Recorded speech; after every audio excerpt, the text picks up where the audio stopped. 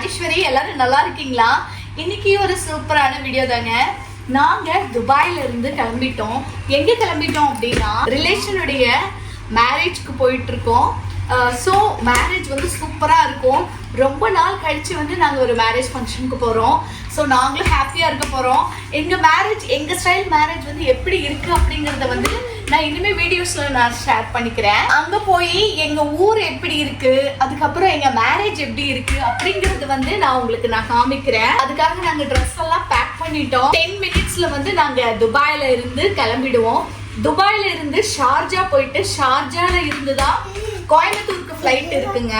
துபாயில இருந்து நேரடியா சென்னைக்கு ஃப்ளைட் இருக்கு. நாங்க சென்னையில இருந்த வரைக்கும் நாங்க சென்னைக்கு தான் போயிட்டு இருந்தோம். ரிலேஷன் மேரேஜ் வந்து கோயம்புத்தூர்ல நடக்கிறதுனால ஷார்ஜா போயிட்டு அங்க இருந்து கோயம்புத்தூர் ஃப்ளைட் பிடிச்சி போக போறோம். எங்க கூட எங்க ஊர் வந்து நீங்க சுத்தி பாக்குறதுக்கு வாங்க. நாம எல்லாரும் வந்து சேர்ந்து என்ஜாய் பண்ணுவோம் இந்த வீடியோவை. இந்த லக்கேஜ் தான் பேக் பண்ணிருக்கோங்க. இந்த லக்கேஜ் இல்ல நாங்க கையில கூட்டு போறோம். 10 டேஸ்க்கு வந்து நாங்க திங்ஸ் எல்லாம் எடுத்துருக்கோங்க. பெரிய பெரிய லக்கேஜா இருக்கிறதுனால டாக்ஸி புக் பண்ணிட்டோம். துபாயில இருந்து ஷார்ஜா போறதுக்கு 182 திராம் வந்துச்சு.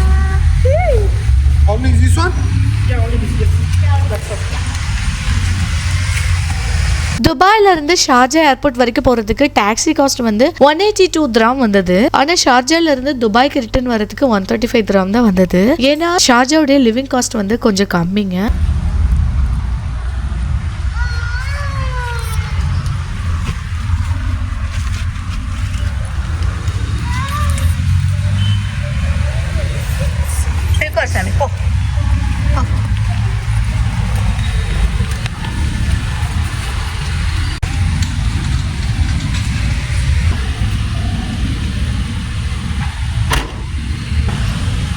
ஓகே ஃப்ரெண்ட்ஸ், இப்போ துபாயில இருந்து ஷார்ஜா ஏர்போர்ட்டுக்கு கிளம்பிட்டோங்க. நிறைய பேர் சப்ஸ்கிரைப் பண்ணாமல் பார்த்துட்டு இருக்கீங்க.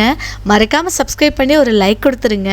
ஹாய், ஊருக்கு போயிட்டு இருக்கோம். ஹாப்பியாக கிளம்பிட்டோங்க எங்களுடைய ரிலேஷன் மேரேஜ்க்கு. என்னோட ஹஸ்பண்டுடைய சித்தி சித்தப்பாவுடைய சன்னுக்கு வந்து மேரேஜுங்க. அதாவது எனக்கு சின்ன மாமனார் மாமியாருடைய மகனுக்கு வந்து மேரேஜ் ஆகுது. ஸோ நாங்கள் ரொம்ப ஹாப்பியாக வந்து கிளம்பிட்டோம். எங்களுடைய நேட்டிவ் பார்த்தீங்கன்னா கோயம்புத்தூர் நியர் மேட்டுப்பாளையங்க. மேட்டுப்பாளையத்தில் இருந்து ஹஸ்பண்டோட ஒர்க்குக்காக நாங்கள் சென்னையில் வந்து ஸ்டே பண்ணியிருந்தோங்க. எங்கள் ரிலேஷன்லாம் பார்த்தீங்கன்னா மேட்டுப்பாளையத்தில் இருந்த வரைக்கும் கொஞ்சம் நெஞ்சும் லிங்க்ல இருந்தாங்க. அம்மா சைடும் சரி, என் மாமியார் சைடும் சரி. பாத்தீங்கன்னா கோயம்புத்தூர்ல இருந்து நாங்க சென்னை வந்ததுக்கு அப்புறம் சென்னைக்காரங்கன்னு சொல்லிட்டு போன்ல கூட மோஸ்ட்லி இன்ஃபார்ம் பண்றதே கம்மி பண்ணிட்டாங்க. அதுக்கப்புறம் பாத்தீங்கன்னா சென்னையில இருந்து ஒரு 2 இயர் கான்ட்ராக்ட்ல வந்து நாங்க மலேசியால ஒர்க் பண்ற மாதிரி இருந்தது. அங்க போயிருந்தப்போ மலேசியாக்காரங்க வரது தூரம் அப்படின்னு சொல்லிட்டு எங்களுக்கு எந்த ஒரு விஷயத்தையும் இன்ஃபார்ம் பண்றதே கம்மி பண்ணிட்டாங்க. நாங்களும் சரி ஓகே, நம்மள எப்பதான் கூப்பிடுவாங்கன்னு பாப்போம் அப்படிங்கறனாலயே நாங்க எதுவுமே கேட்காம இருந்துட்டோம். அதுக்கப்புறம் இப்ப பாத்தீங்கன்னா துபாய்க்காரங்கன்னு சொல்லிட்டு துபாய் வந்து 2 இயர் ஆகுதுங்க. இப்ப பாத்தீங்கன்னா இவ்வளவு நாள் கழிச்சு எங்களுக்கு இப்பதான் மேரேஜ்னு இன்ஃபார்ம் பண்ணிருக்காங்க. ரிலேஷன்ஸ் எல்லாம் இப்படிதான் இருக்காங்க. என் ஹஸ்பண்டோட சைடுல பாத்தீங்கன்னா என் மாமியார் சொன்னாங்க, பெரிய பையனுக்கு அதாவது குடும்பத்துல பெரிய சன் இருந்தாங்களா அவங்களுக்கு தான் வந்து மேரேஜ் பண்ணா கூட விசேஷமா பண்றது பெரிய பையனுக்கு தான் பண்ணுவாங்க, சின்ன பையனுக்கு அந்த அளவுக்கு வந்து பண்ண மாட்டோம் அப்படிங்கிற மாதிரி என்னோட மாமியார் சொன்னாங்க. சோ அதனாலயே நான் வந்து இவங்க எல்லாம் கூப்பிடாததெல்லாம் ஒரு பெரிய விஷயமா எடுத்துக்கல. பட் நம்மளோட குழந்தைங்களுக்கு நாளைக்கு விசேஷம்னு வரும்போது நாம யாரையும் கூப்பிட வேண்டிய அவசியம் இல்லையா அப்படின்னு ஒரு क्वेश्चन மார்க் வரும்போதுதான் நிறைய யோசிக்க வேண்டியிருக்கு. அட்லீஸ்ட் இதுல இருந்தாவது இப்போ என் மாமியார் வந்து தவறிட்டாங்க. என் மாமியார் இருந்த வரைக்கும் அவங்க வந்து நேட்டிவ்ல இருக்காங்கிறதுனால அவங்களையும் அப்புறம் என் ஹஸ்பண்டோடைய அண்ணா ஃபேமிலி இவங்கள மட்டும்தான் மரியாதை கொடுத்து கூப்பிட்டு இருந்தாங்க. போன்ல கூட மோஸ்ட்லி என் ஹஸ்பண்ட் கிட்ட தான் அவங்க அண்ணாவுக்கு இன்ஃபார்ம் பண்ணிட்டு அவங்க அண்ணா தான் போன்ல எல்லாமே வந்து என் ஹஸ்பண்ட்க்கு சொல்லிட்டு இருந்தாங்க. நம்மளையும் மதிச்சு கூப்பிடுறவங்க வீட்டுக்கு தான் நாமளும் போக முடியும். 2 சைடு ஃபேமிலியுமே மதிச்சு கூப்பிட்டாங்க. நாங்க இவங்க மேரேஜ்க்காகவே எவ்வளவு செலவு இருந்தாலும் பரவாயில்லன்னுட்டு அதெல்லாம் தள்ளி வச்சுட்டு இவங்க மேரேஜ்க்காகவே நாங்க போயிட்டு இருக்கோம் நினைக்கும் போது ரொம்பவே ஹாப்பியா இருக்குங்க. ஃபைனலா என்ன சொல்ல வரேன்னா, அண்ணன் ஆகட்டும் தம்பி ஆகட்டுங்க, 2 பேருமே வந்து ஒரே குடும்பமா இருக்கிற வரைக்கும் ஒருத்தரை கூப்பிட்டு ஒருத்தரை கூப்பிடலனாலும் அது ஒரு பெரிய ப்ராப்ளமா தெரியாது. தனித்தனி ஃபேமிலின்னு ஆனதுக்கு அப்புறம் ஹஸ்பண்ட்க்கு கிடைக்கிற மரியாதை தான் ஒய்ஃப்க்கு கிடைக்கும், அவங்களோட குழந்தைங்களுக்கும் கிடைக்கும். அண்ணனுக்கு கொடுக்கிற ஈக்குவல் ரைட்ஸா தம்பிக்கும் கொடுங்க அப்படிங்கறதா வந்து என்னோட தாட்டு. என்னோட ஃபேமிலி ஃபேமிலியில அந்த மாதிரி நடந்துட்டு இருக்கனால ஒரு சின்ன ஒரு மன குமுறலை வந்து நான் இந்த இடத்துல வந்து ஷேர் பண்ணிக்கிறேன். இந்த மாதிரி யாராவது ஃபேமிலியில நடந்திருக்கா அப்படிங்கறதையும் வந்து கமெண்ட் பண்ணுங்க, நானும் தெரிஞ்சுக்கிறேன். அப்படி இந்த ஸ்டோரி எல்லாம் பேசிக்கிட்டே நாங்க ஷார்ஜா ஏர்போர்ட் வந்து இறங்கிட்டோங்க. இங்க வந்து பார்க்கும்போது தான் தெரியுது பயங்கர ரஷ்ஷா இருந்தது. நாங்க அப்பதான் யோசிச்சோம், பேசாம சென்னைக்கு புக் பண்ணிட்டு சென்னையில இருந்து ட்ரெயின் டிராவல் பண்ணி போயிருக்கலாம் அப்படிங்கிற மாதிரி ஒரு தாட் வந்தது. பட் எங்களுக்கு வந்து ரொம்ப டைம் இல்ல, ஒரு 10 days தான் டைம். அது மேரேஜ்க்கே வந்து ஒரு 2-3 days போயிரும். அதுக்கப்புறம் பர்சனல் ஒர்க் இருக்கு. அதனால அப்படி யோசிச்சுதான் நாங்க வந்து ஷார்ஜால இருந்து கோயம்புத்தூர் போயிடலாம்னு முடிவு பண்ணி இங்க வந்தோம். பாப்போம் இங்க எவ்வளவு கூட்டம் இருக்கு எப்படி இருக்குன்னுட்டு.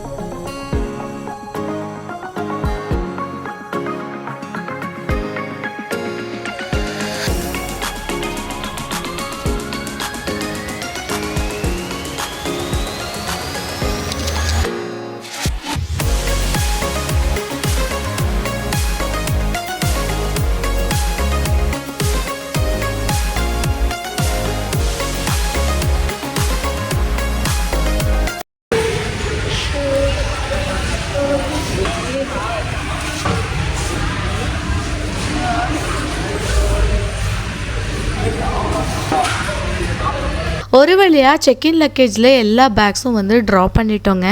ஹேண்ட் லக்கேஜ் மட்டும்தான் எங்ககிட்ட இருக்கு. நெக்ஸ்ட் வந்து நாங்க இமிகிரேஷன் போயிட்டு இருக்கோம். அங்க வந்து வீடியோ எடுக்க அலோவ் பண்ண மாட்டாங்க. ஸோ ஃபிளைட்ல போய் கண்டினியூ பண்றாங்க. இப்போ நாங்க ஏர் அரேபியால தான் வந்து டிராவல் பண்ண போறோங்க. எப்படி இருக்குன்னு பார்க்கலாமேன்னுட்டு ஒரு வீடியோ எடுக்க ட்ரை பண்ணேன். அங்க இருந்த ஏர் ஹோஸ்டஸ் எடுக்க வேணாம் சொல்லிட்டாங்க. ஸோ அதனால எடுக்கல, வீடியோ ஃபுல்லா எடுக்க முடியல. ஃபுட் எப்படி இருக்கும்னு பார்க்கலாமேன்னுட்டு ஃபுட்டுக்காக வெயிட் பண்ணிட்டு இருக்கோங்க.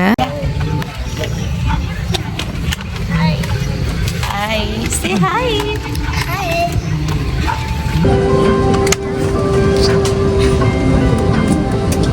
இப்போ நைட் 10 o'clock ஆயிடுச்சுங்க. 10 o'clock ஃப்ளைட்டுக்கு தான் நாங்கள் வந்து புக் பண்ணியிருந்தோம். செம்மையா இருந்தது.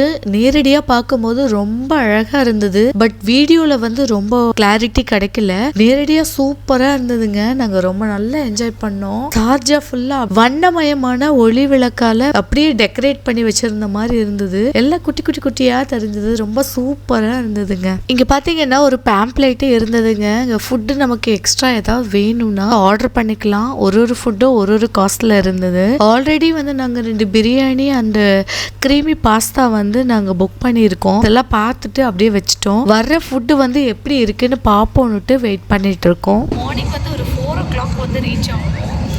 இப்போ செம்ம தூக்கம் வந்துருச்சு. நாங்கள் இதான் ஃபஸ்ட் டைம் வந்து ஏர் அரேபியாவில் வரோம். ஏர் இண்டியா போயிருக்கோம். ஏர் இண்டியாவை கம்பேர் பண்ணும்போது எங்களுக்கு வந்து ஏர் அரேபியா வந்து கொஞ்சம் அன்கம்ஃபர்டபுளாக இருக்குது. இன்னும் ஃபுட்டு கூட வரல. ஸோ வாட்டர் பாட்டிலுக்கு 3 dirham கேட்குறாங்க. எல்லாமே வந்து 7 dirham கொடுத்தா தான் ஒரு டீயே சாப்பிட முடியும். என்னோட பொண்ணுக்கு பிடிச்ச கிரீமி பாஸ்தா வந்துருச்சுங்க. அவங்க ரொம்ப நல்லா என்ஜாய் பண்ணி சாப்பிட்டாங்க. கிரீமி பாஸ்தா, 1 bottle வாட்டர், அப்புறம் ஃபோக்கு, ஸ்பூன் இந்த மாதிரி ஒரு கவர் பண்ணி கொடுத்துருந்தாங்க. என்னோட பெரிய பொண்ணுக்கு ஆர்டர் பண்ணியிருந்த கிரீமி பாஸ்தா வந்துருச்சுங்க. நல்லா இருந்ததுன்னு சொன்னாங்க. ரசிச்சு சாப்பிட்டாங்க. சின்ன பொண்ணுக்கு வந்து நாங்கள் வீட்டில் இருந்து ப்ரிப்பேர் பண்ணி கொண்டு வந்துட்டோம். ரச சாதம் மோஸ்ட்லி அவுட் சைட் ஃபுட் வந்து பாப்பாவுக்கு கொடுக்கறது இல்லை. ஏன்னா அடிக்கடி உடம்பு சரியில்லாமல் போயிடுது. அதனால அவுட் சைட் ஃபுட் வந்து கொடுக்கறது இல்லை. எனக்கும் ஹஸ்பண்ட்க்கும் வந்து பிரியாணி வாங்கிட்டோம். எப்படி இருக்குன்னு பார்க்கலாம். எங்களுக்கு வந்து ஃபுட்ல அரேபியன் ஸ்டைல் சிக்கன் பிரியாணியும் செமி சிக்கன் கிரேவியும் இருந்ததுங்க. பார்க்கிறதுக்கு சிக்கன் மண்டி மாதிரி இருந்ததுங்க. தயிரோட வச்சு சாப்பிடும்போது நல்லதா இருந்தது. என்னதான் இருந்தாலும் நம்ம வீட்டுல செய்யற ஃபுட்டு மாதிரி வந்து வராது. குழந்தைக்கு எக்ஸாம் முடிஞ்சு 2 daysலயே கிளம்புற மாதிரி இருந்துச்சு. இந்த மேரேஜ்க்கு போறோமா இல்லையா அப்படிங்கிற ஒரு தாட்லயே இருந்துட்டோம். ஸோ லாஸ்ட் டைம்ல தான் வந்து பேக்கிங்கே வந்து ஃபினிஷ் பண்ணணும். அதனால வீட்டுல வந்து எங்க எல்லாருக்கும் சமைச்சு எடுத்துக்க முடியல. அதனாலதான் இந்த ஃபுட்டு மட்டும் வந்து புக் பண்ணியிருந்தோம். ஓகே பரவாயில்ல, நைட் டைம்ல சாப்பிட்றதுக்கு ரொம்ப ஹெவியா இல்லாம லைட்டா இருந்தது. சாப்பிட்டுட்டு உடனே வந்து தூங்க ஆரம்பிச்சிட்டோம். நல்லா சாப்பிட்டுட்டு குட்டி தூக்கம் போட்டதுக்கு அப்புறம் கண்ணு முழிச்சு பார்த்தா கோயம்புத்தூர் ஏர்போர்ட் வந்துருச்சுங்க. ரொம்பவே ஹாப்பியா இருந்தது. நம்ம ஊருக்கு வந்துட்டோம் நினைக்கும் போது எங்க முகத்துல மட்டும் இல்லைங்க, மனசு ஃபுல்லா ஹாப்பினஸ் பரவ ஆரம்பிச்சிடுச்சுங்க. இந்த வீடியோல துபாயில நாங்க கிளம்பினதுல இருந்து கோயம்புத்தூர் ஏர்போர்ட் ரீச் ஆன வரைக்கும் ஷேர் பண்ணிருக்கேங்க. அடுத்தடுத்த வீடியோல எங்க மேரேஜ் எப்படி இருக்குன்னு நான் ஷேர் பண்றேங்க. நிறைய பேர் வீடியோ பாக்குறீங்க, ஆனா சப்ஸ்கிரைப் பண்ண மறந்துடுறீங்கன்னு நினைக்கிறேன். மறக்காம சப்ஸ்கிரைப் பண்ணிருங்க. அப்படியே ஒரு லைக் கொடுத்துருங்க. நீங்க கொடுக்குற ஒரு லைக் எனக்கு ரொம்பவே மோட்டிவேஷனாவும் என்கரேஜிங்காவும் இருக்குங்க. உங்களுக்கு பிடிச்சிருந்தா உங்க நண்பர்களுக்கும் ஷேர் பண்ணுங்க. ஏதாவது ஃபீட்பேக் இருந்தா மறக்காம கமெண்ட் பண்ணுங்க, நானும் தெரிஞ்சுக்கிறேன். இந்த வீடியோவை பொறுமையா கடைசி வரைக்கும் பார்த்ததுக்கு மிக்க நன்றி. வாழ்க வளமுடன்.